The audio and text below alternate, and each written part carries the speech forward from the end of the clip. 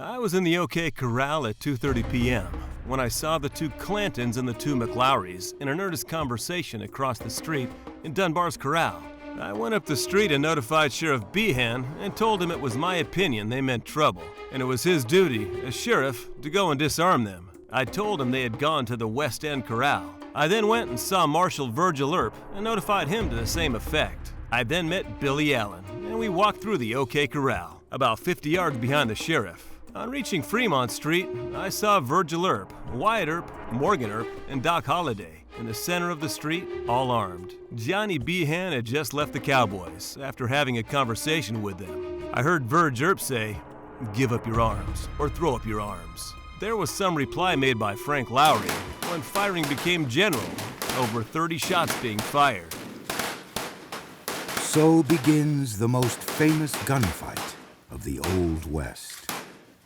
The Lawmen, including the Earp brothers and the hastily recruited Holliday, faced off against the Clantons and McLaurys.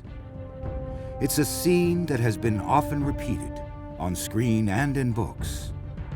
The true story was not a simple tale of good guys in white hats fighting bad guys in black hats.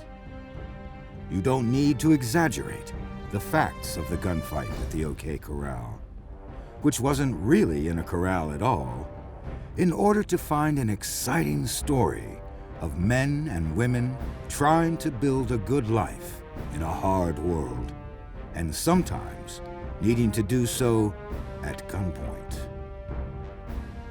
And this was just one of the many such confrontations as the American frontier was pushed ever westward, and as a courageous few put their lives on the line to bring law to the lawless.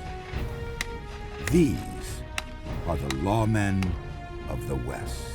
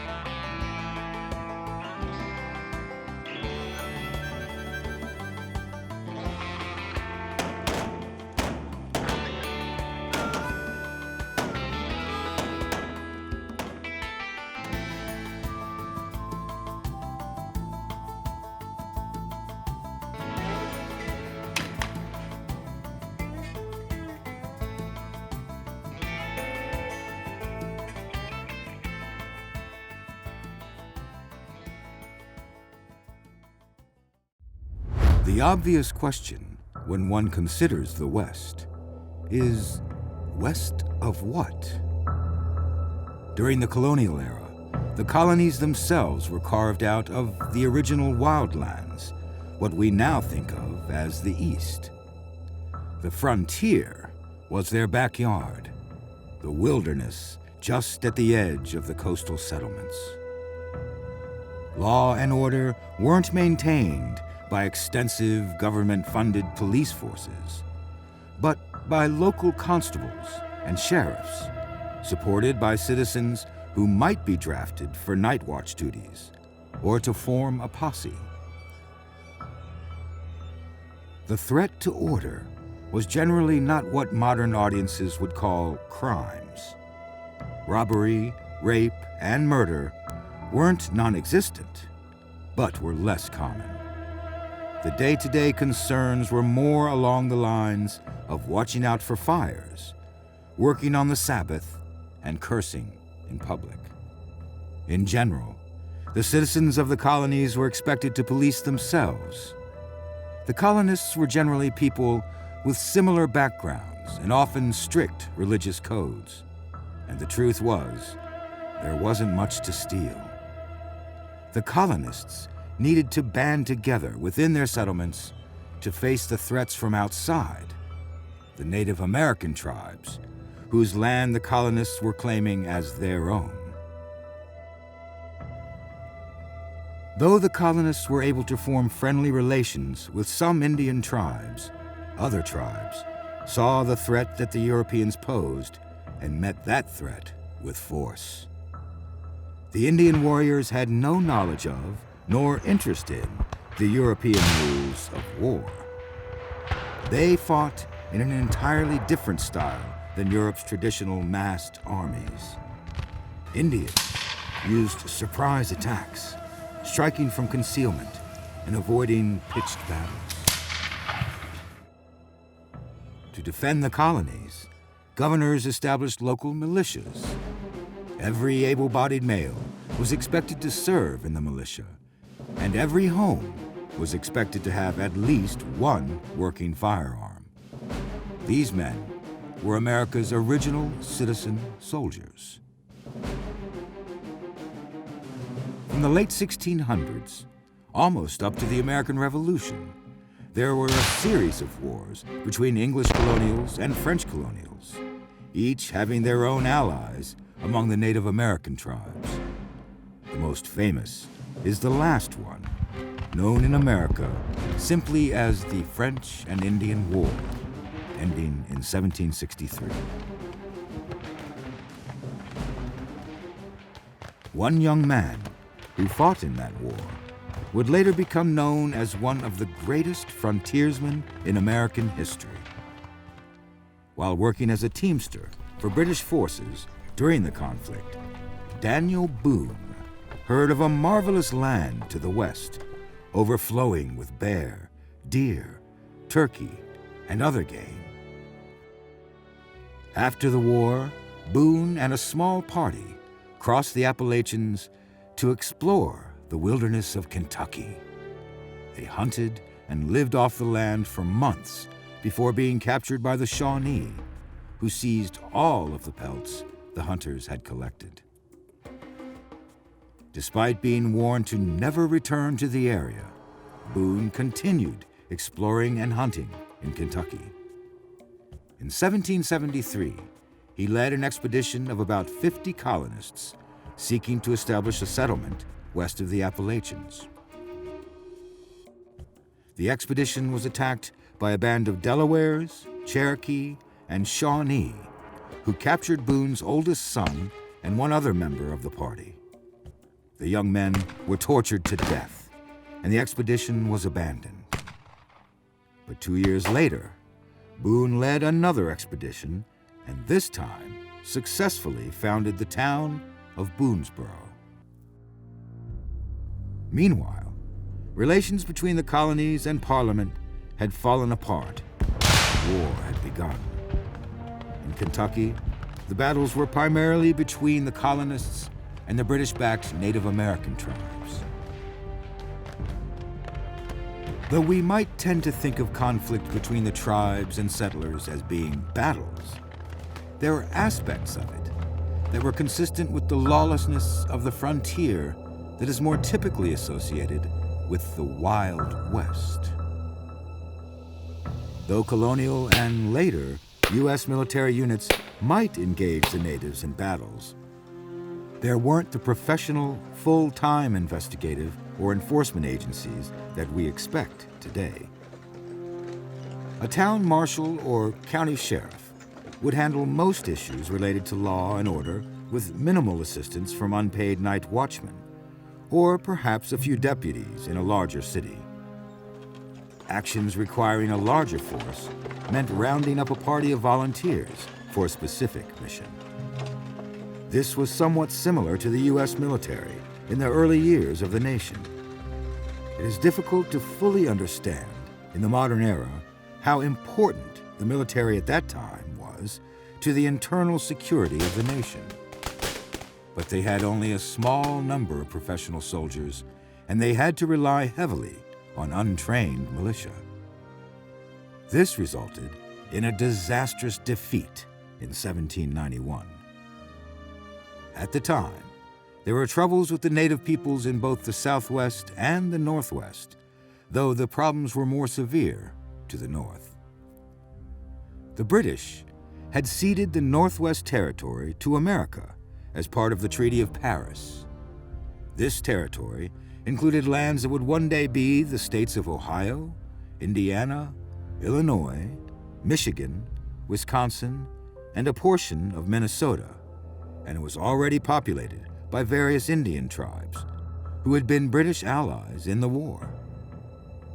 Angry over American settlers encroaching on their lands, the tribes reformed the Western Confederacy. Indian raids were answered by settler attacks, each growing more vicious. In 1790 and 1791, small combined forces of regular American troops and state militias moved against the Western Confederacy and suffered brutal losses. Of the 1,400 men fighting under St. Clair, almost half were killed and hundreds were wounded. It was a devastating defeat. Incidents such as these created a sense of terror among the citizens of the new nation with regard to the natives with whom they shared the land. But despite their fear, waves of settlers continued to roll west. Boone had been one of the great pathfinders, leading settlers to unexplored territories in the West. But it wasn't long before the nation doubled in size thanks to the Louisiana Purchase. And the borders kept moving outward, and waves of settlers pushed into the new Western territories. But the U.S. was also repeatedly forced to deal with the fact that the land it acquired already had residents with an older claim. During the early 1800s, there was a pan-Indian movement led by the Shawnee war leader Tecumseh and his brother, who was known as the Prophet. They traveled through the Southeast, calling for all of the Native American tribes to put aside their quarrels and focus on a single goal: stopping the expansion of the European Americans and their government. Everywhere our people have passed away, as the snow of the mountains melts in May. We no longer rule the forest. The game has gone like our hunting grounds. Even our lands are nearly all gone. Yes, my brothers, our campfires are few. Those that still burn we must draw together. Behold what the white man has done to our people. Gone are the Pequot, the Narragansett, the Powhatan, the Tuscarora, and the Coree. We can no longer trust the white man. We gave him our tobacco and our maize. What happened? Now there is hardly land for us to grow these holy plants. White men have built their castles where the Indians' hunting grounds once were, and now they are coming into your mountain glens. Soon there will be no place for the Cherokee to hunt the deer and the bear. The tomahawk of the Shawnee is ready. Will the Cherokee raise the tomahawk? Will the Cherokee join their brothers, the Shawnee? Tecumseh's message was not accepted by all. Cherokee chiefs believed their people could live with the Europeans. It has been years, many years, since the Cherokee have drawn the tomahawk. Our braves have forgotten how to use the scalping knife. We have learned with sorrow it is better not to war against our white brothers. We know that they have come to stay. They are like leaves in forest. They are so many. We believe we can live in peace with them. No more do they molest our lands. Our crops grow in peace. But Tecumseh found like-minded warriors among the Upper Creek Indians, particularly a band known as the Red Sticks. Tecumseh led these warriors and others who joined him in the Creek War. Initially, a civil war within the Creek Nation, the Creek War expanded and essentially merged with the broader War of 1812. Tecumseh and the Red Sticks fought as allies of the British, who supplied them. the United States military became embroiled in the Creek War in July 1813. The Red Sticks had gone to Spanish Florida, where they purchased arms and supplies using money given to them by the British. When the local militia heard reports of the Creek moving the acquired arms through present-day Alabama, they struck the pack train, driving off the Red Stick Creek warriors. But when the militia turned to loot the Indian camp, they were struck by a fierce counterattack, and they retreated. After this incident, the local population, including Lower Creek Indians who were loyal to the Americans, were concerned about future attacks by the Red Sticks. For safety, they gathered at Fort Mims, a little over 500 people, about half of them militia. Unfortunately, they had gathered in exactly the wrong spot. On August 29, 1813, an estimated 1,000 Red Stick warriors, led by Chiefs Peter McQueen and William Weatherford, struck Fort Mims. Most of the militia, settlers, and Creeks loyal to the Americans were killed or captured. The Red Sticks collected 250 scalps. One American who was driven to action by the massacre at Fort Mims was Tennessee native Davy Crockett. The Creek Indians had commenced their open hostilities by a most bloody butchery at Fort Mims. There had been no war among us for so long that but few who were not too old to bear arms knew anything about the business. I, for one, had often thought about war, and I did verily believe in my own mind that I couldn't fight in that way at all. But my after experience convinced me that this was all a notion, for when I heard of the mischief which was done at the fort, I instantly felt like going, and I had none of the dread of dying that I expected to feel. Whether Davy convinced his wife or not, even he wasn't sure. But he marched off to fight a week later, expecting to be gone only a short time. His company joined up with General Andrew Jackson's force.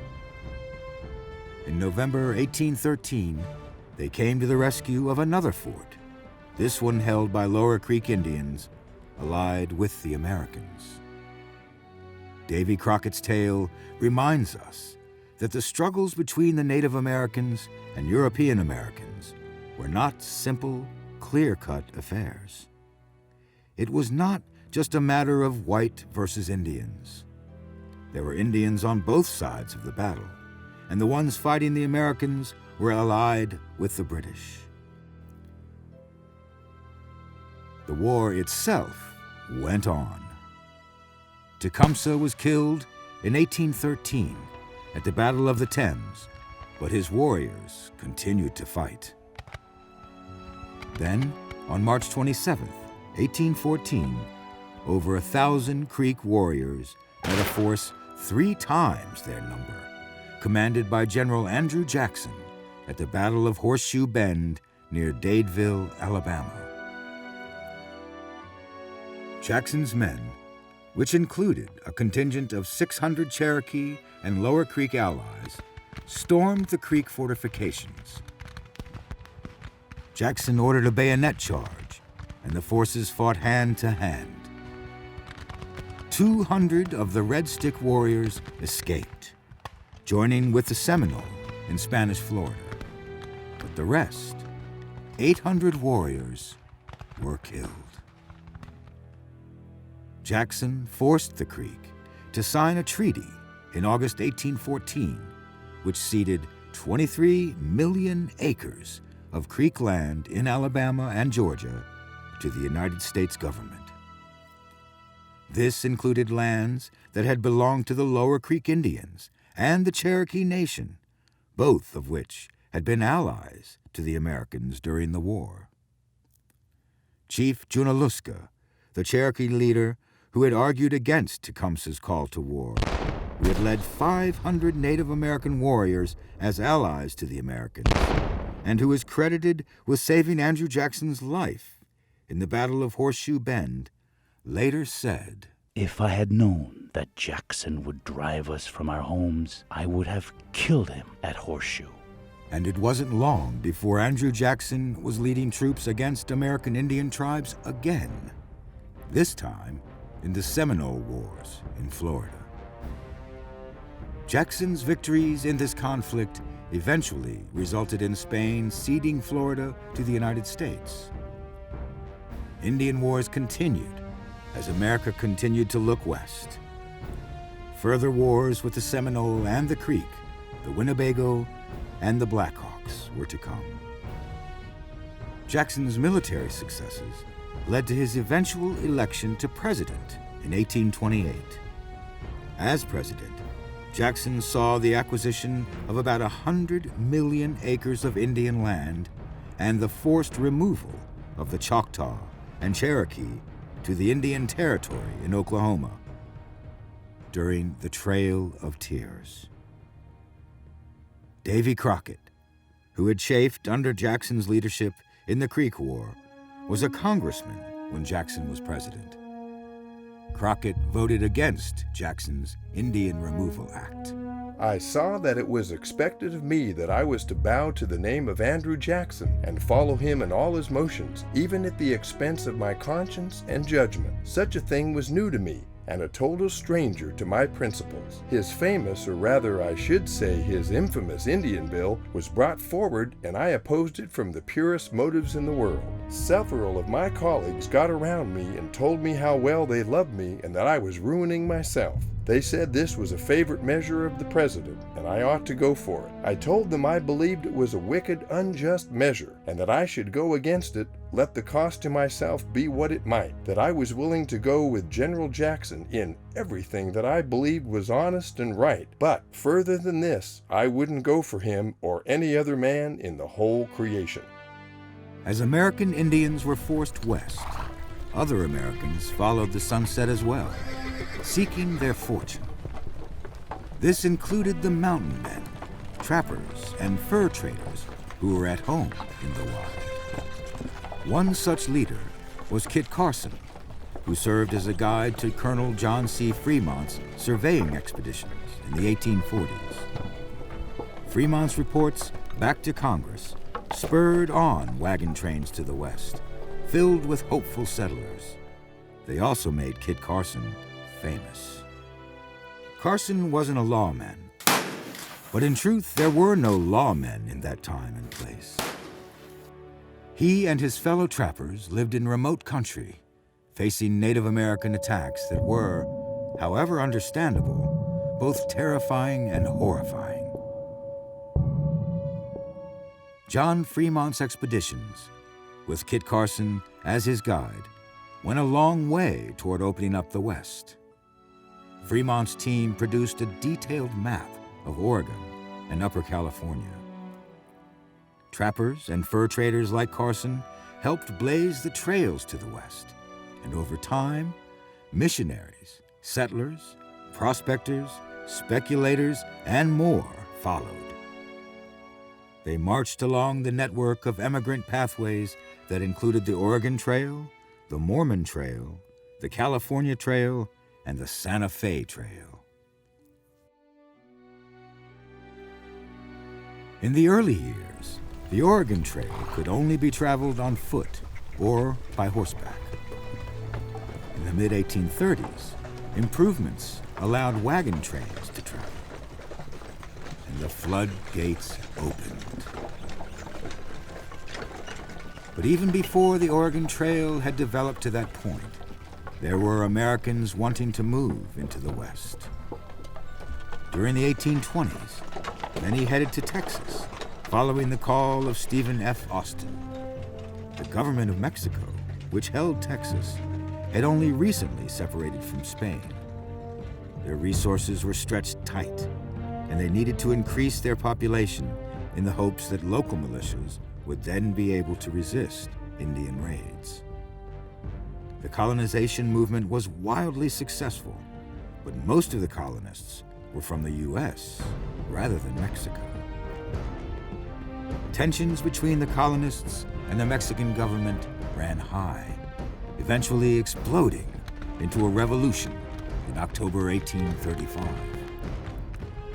The Texas Revolution included the famous Battle of the Alamo in San Antonio, March 1836, in which a small garrison of men held off 1,500 Mexican troops for 13 days. Davy Crockett was one of the men in that Catholic mission turned fort. In his last election, he said, "I told the people of my district that I would serve them as faithfully as I had done, but if not, they might go to hell and I would go to Texas." Davy lost that election and arrived at the Alamo less than 2 weeks before the fort was surrounded by Mexican troops. When the Alamo fell on March 6th, almost all of the defenders were killed, including Davy Crockett. Cries of "Remember the Alamo" inspired Texans who defeated Mexican forces at the Battle of San Jacinto on April 21st, 1836, winning Texas independence from Mexico.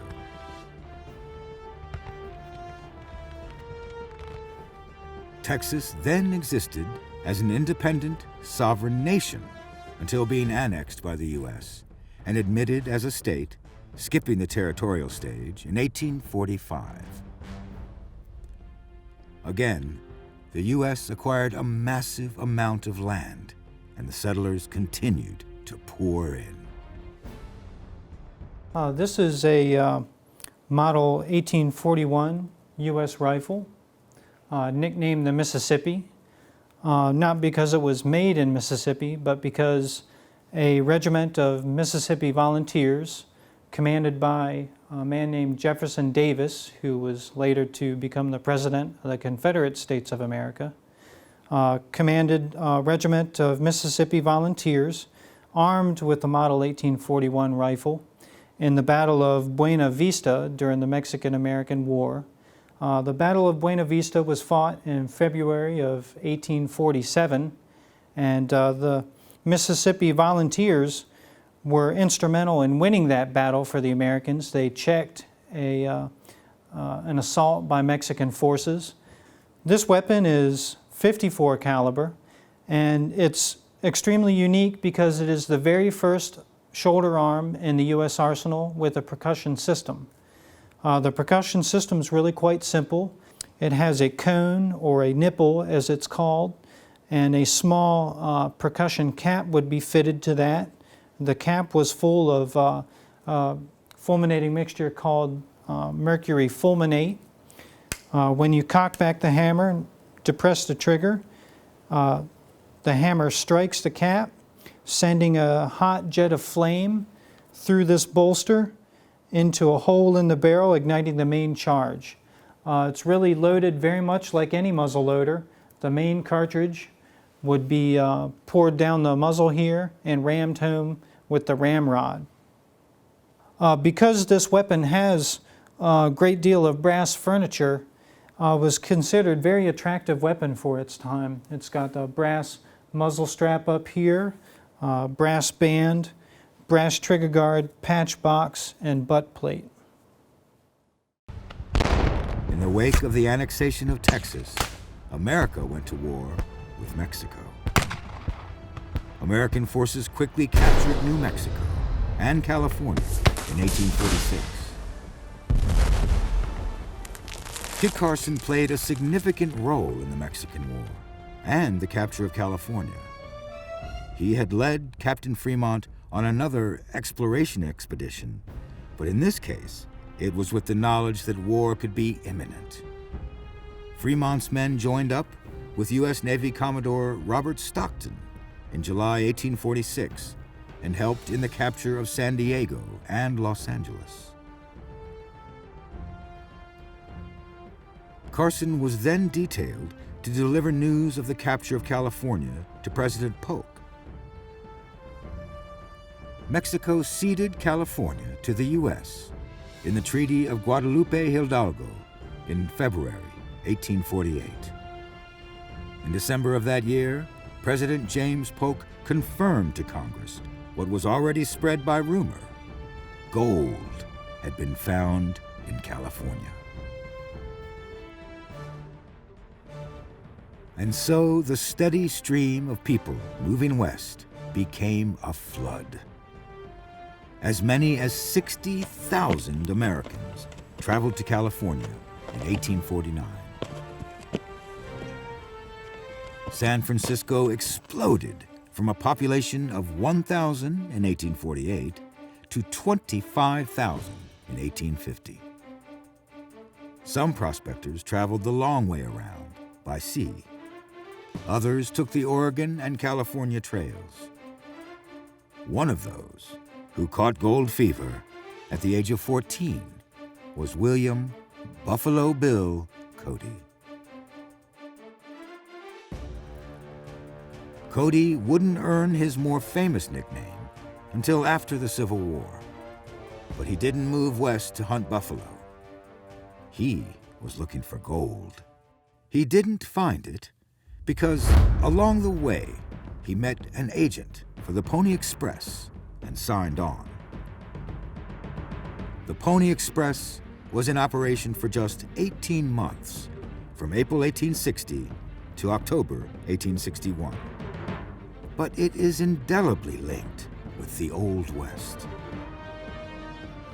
Although tens of thousands of Americans had moved west, they still wanted to communicate with the East. The riders faced serious dangers from hostile Indians and outlaws, not to mention the simple hazards of riding at top speed over rough ground. In November 1860, an editorial in the newspaper The Morning Transcript described the Pony Express and its impact on the lives of people on the frontier. Though but an infant institution, the pony has already become as familiar as the most familiar of household words to the people of California. Between it and the telegraph lines, which are being pushed toward Salt Lake City from the Mississippi Valley and from California, time and space have been annihilated to a very remarkable extent. The news of the recent presidential election, through the combined agency of the pony and the telegraph lines, reached California in 6 days from St. Louis. A very few months ago, we thought ourselves well off when intelligence reached us from the eastern side of the continent, and from 23 to 30 days, the pony has changed months into weeks. The Pony Express would soon be replaced by the telegraph, but in its brief existence, it captured for many the spirit of the West. Of course, there's a dark side to that spirit. As prospectors traveled west, hoping to strike it rich with a pan and a shovel, others tried the same, but with a gun. Not everyone who moved west did so for gold. In 1847, members of the Church of Jesus Christ of Latter-day Saints began settling in what is now Utah in the summer of 1847. The Mormons hoped that the isolation would give them the freedom to practice their religion. But the California gold rush ended that hope. Mormons were pleased to see church leader Brigham Young appointed to be the first governor of the Utah Territory. At the time, the Church of Latter-day Saints supported plural marriage, polygamy, a concept that was shocking to most of American society. In particular, the newly formed Republican Party was outspoken in opposition to polygamy, even linking it to slavery.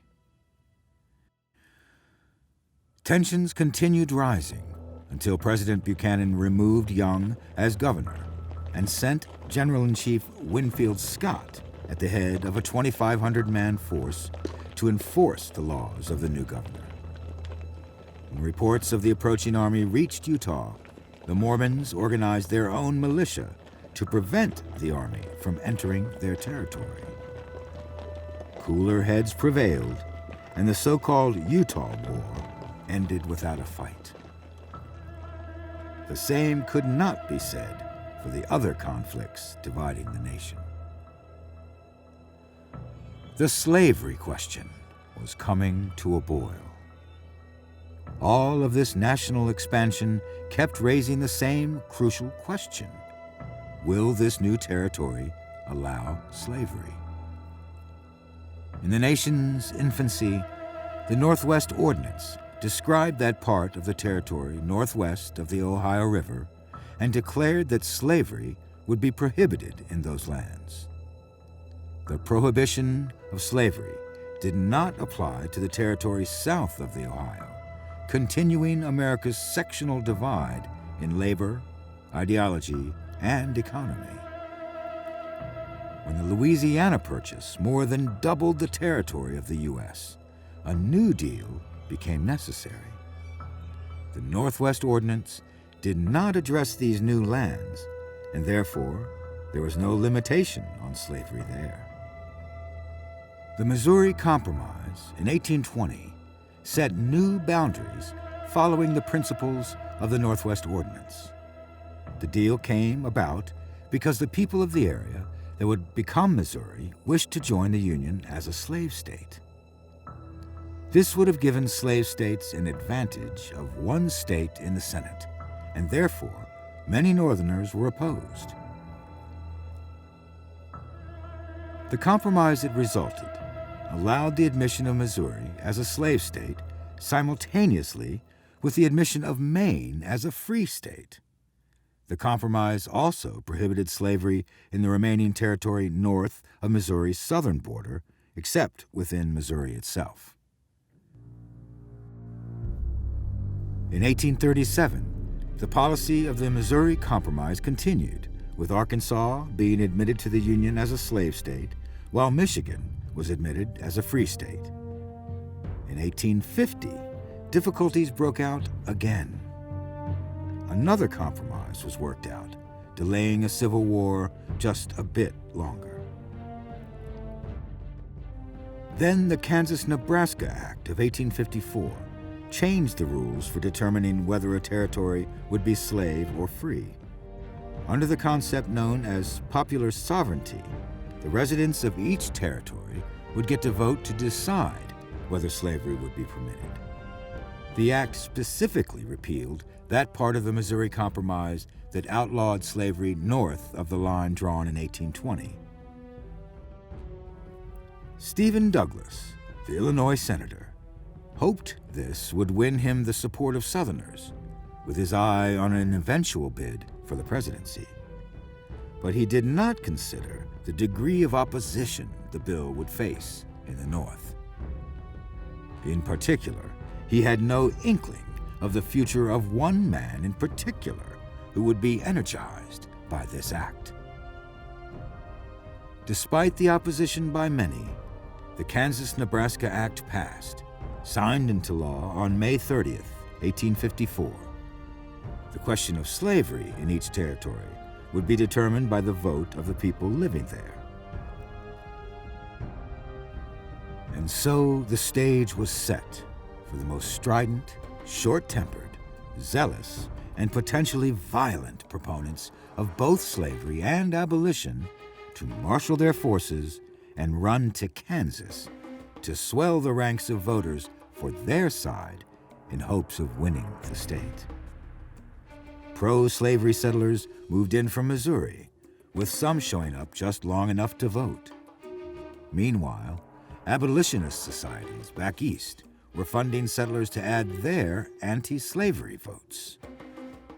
Thousands of pro- and anti-slavery men and families moved to Kansas, planning to wage war at the ballot box, but also armed for a more physical confrontation. In the initial elections of November 1854, pro-slavery forces won out. Voter fraud was rampant. With only 1,500 registered voters, over 6,000 votes were cast. So-called border ruffians from Missouri crossed into Kansas to vote in that election for congressional delegate.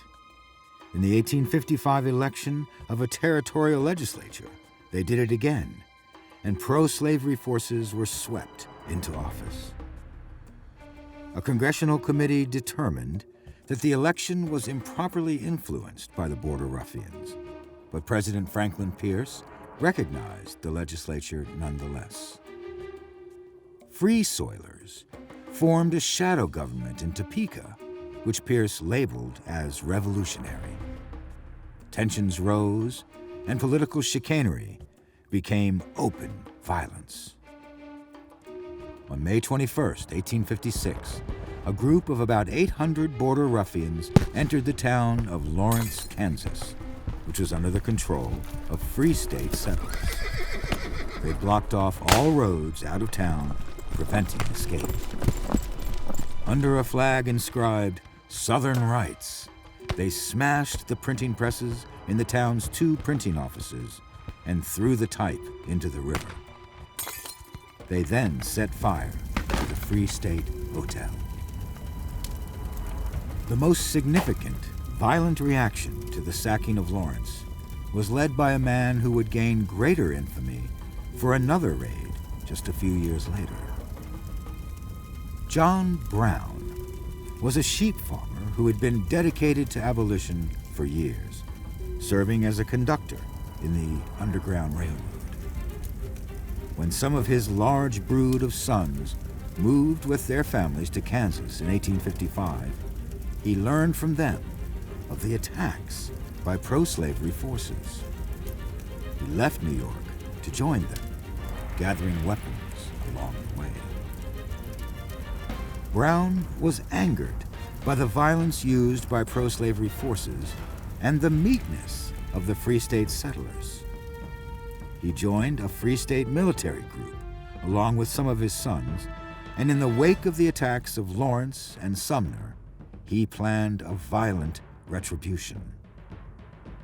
James Townsley was enlisted by Brown to carry men and supplies in what would become the Pottawatomie Massacre.